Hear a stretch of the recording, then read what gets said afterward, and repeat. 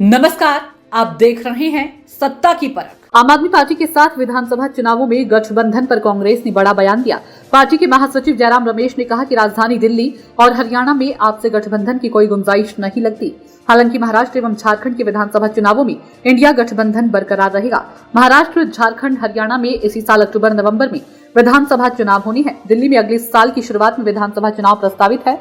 यह पूछे जाने पर कि क्या आगामी विधानसभा चुनावों में भी इंडिया गठबंधन बरकरार रहेगा, रमेश ने कहा कि ये झारखंड के विधानसभा चुनाव के लिए बरकरार रहेगा, महाराष्ट्र के विधानसभा चुनाव के लिए बरकरार रहेगा। जयराम रमेश ने कहा कि जिन राज्यों में कांग्रेस एवं सहयोगी दलों के नेता चाहेंगे वहां यह गठबंधन बरकरार रहेगा। कांग्रेस और आम आदमी पार्टी दोनों इंडिया गठबंधन के घटक हैं। लोकसभा चुनावों में दोनों दलों ने दिल्ली एवं हरियाणा में मिलकर चुनाव लड़ा था, लेकिन पंजाब में दोनों अलग अलग मैदान में उतरे थे। दिल्ली में तो आम आदमी पार्टी की ओर से बयान दिया गया है कि विधानसभा चुनाव के लिए गठबंधन नहीं होगा। रमेश ने कहा कि मैंने पश्चिम बंगाल के संदर्भ में कहा था कि इंडिया गठबंधन लोकसभा चुनाव के लिए है।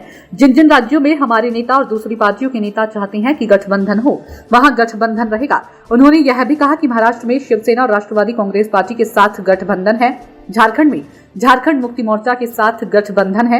उन्होंने कहा था कि इंडिया गठबंधन सिर्फ लोकसभा चुनाव लड़ने के लिए था। कई दलों ने मिलकर चुनाव लड़ा था और आप भी इसका हिस्सा थे। फिलहाल दिल्ली विधानसभा चुनाव के लिए कोई गठबंधन नहीं हुआ है।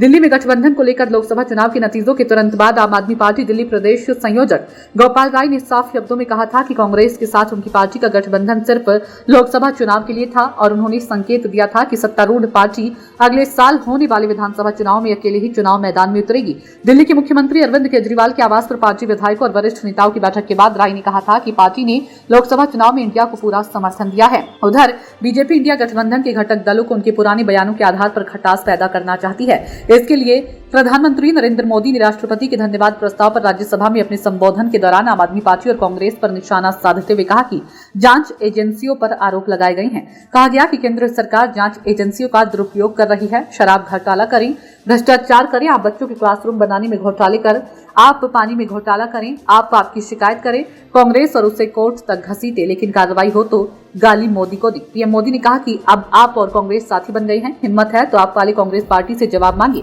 कांग्रेस देश को बताए कि कांग्रेस ने प्रेस वार्ता करके आपके घोटाले के जो इतने सारे सबूत देश के सामने रखे थे वो सच्चे थे या झूठे थे।